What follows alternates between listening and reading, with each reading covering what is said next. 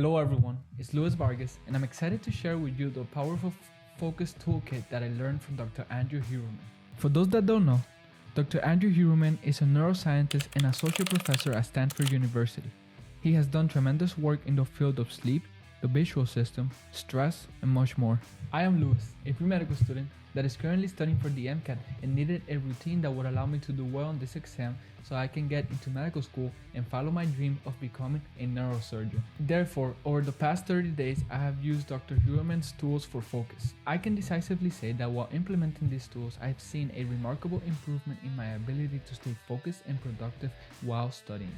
I am now able to study for longer periods of time without feeling burned out or stressed out, which has made a significant difference in my ability to study for this exam. So without further ado, let's dive into the various tools that I've implemented into my studying routine. So the number one thing that Dr. Andrew Huberman recommends is being able to determine what is the optimal amount of sleep that you need for your own individual needs in order to ensure proper cognitive function. So I had already done this prior and I was able to figure out that I tend to perform better with 6 hours of sleep, allowing me to function at my cognitive peak. So Dr. Huberman recommends that the first thing that you should do when you wake up is get some sunlight in your eyes. So I usually get up at around 7 a.m. and the first thing I do is go outside and get some photons in my eye for 5 to 30 minutes depending on how sunny it is outside.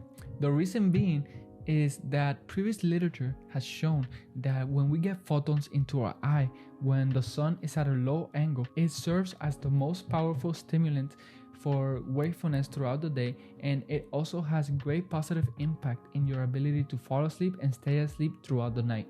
So this is essentially a foundational power tool for our ability to stay asleep and be more productive during the day, because it allows us to be more awake during the day. This leads to tool number 2, which is caffeine. So before I begin my studying session, I usually have a cup of coffee to ensure that I stay alert and focused throughout my study session. The reason being is that previous literature has shown that caffeine has a powerful capacity to improve both mental and physical performance through improved focus and concentration. However, I try to avoid caffeine consumption until after 90 minutes upon waking. So you know that groggy feeling that we feel when we wake up? This is actually caused by a buildup of a neurochemical called adenosine. And adenosine is essentially a byproduct of the energy molecule called ATP, or adenosine triphosphate, which is just an adenosine molecule with 3 phosphates stuck to it. So essentially when we wake up, our body essentially gets rid of adenosine and the cycle starts all over again. And the way that caffeine works is that it is able to block the adenosine receptors from binding to adenosine by binding to the caffeine itself. But if you drink that caffeine before your body has essentially gotten rid of that adenosine, the adenosine still gonna be around. So once the caffeine wears off, we're gonna get that groggy feeling and that midday crash. So a way to avoid the midday crash is to essentially delay caffeine consumption until after 90 minutes upon waking. However, you should note that different people will need different amount of caffeine, and it all depends upon you and your individual needs. Generally speaking, 100 to 400 milligrams of caffeine can be helpful for focus and concentration. In addition, it is also useful to avoid caffeine for about 8 to 12 hours before you go to bed. So for example, I tend to go to bed at around 11 p.m. So I do not drink caffeine past 2 p.m. So after we got our morning sunlight, waited 90 minutes to consume our caffeine, we then want to begin studying in 90-minute ultradian cycle.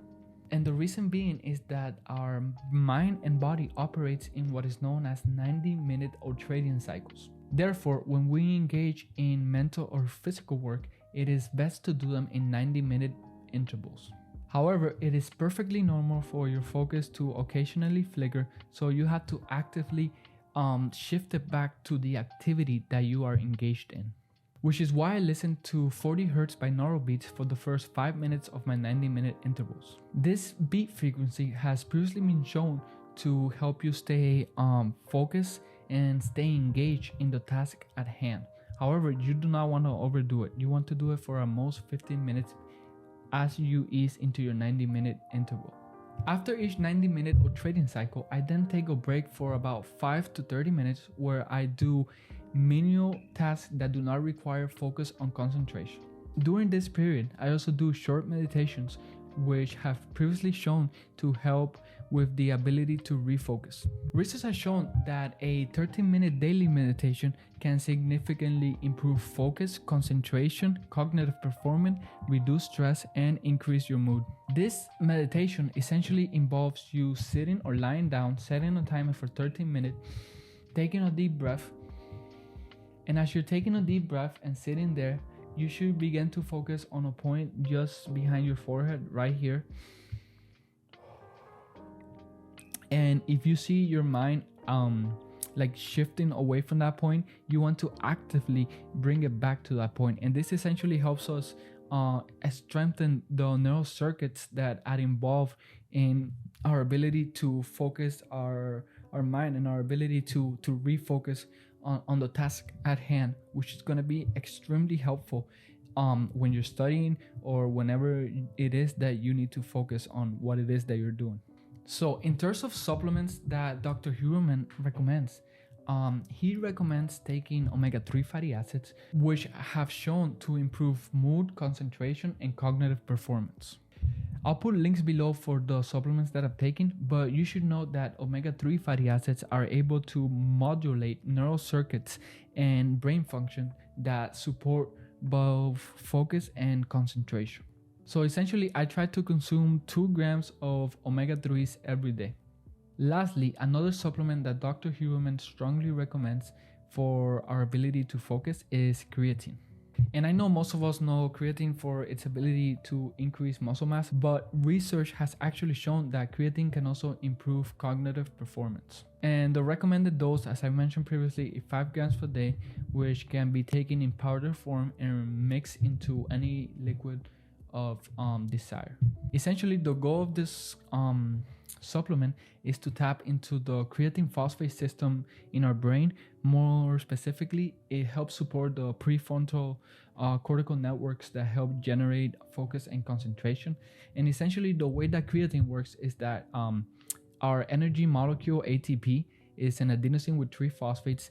It's able to donate a phosphate to creatine, turning it into phosphocreatine. So when ATP donates a phosphate group to creatine, it forms creatine phosphate, and ATP then turns into ADP, adenosine diphosphate, right? And this is usually done when you're at rest and there's an excess of ATP. However, once you're, taking a test, for example, right, that phosphocreatine can essentially give the phosphate back to ADP, turn it into ATP, and therefore you have more energy for cognitive functions. Thank you so much for watching. I hope you found these tools as helpful as I have. And remember, this is not a one-size-fits-all solution, right? You need to figure out and experiment with different things and essentially figure out what works for you and what helps you study for long hours of time, right? So this have helped me. It doesn't mean they're gonna help you. So figure out what works for you. I want to wish you the best of luck in your studies. Thank you for watching. If you found this video helpful, please give it a thumbs up and subscribe to my channel if you want more content that revolves around these topics. Thank you so much. Have a great day. Peace.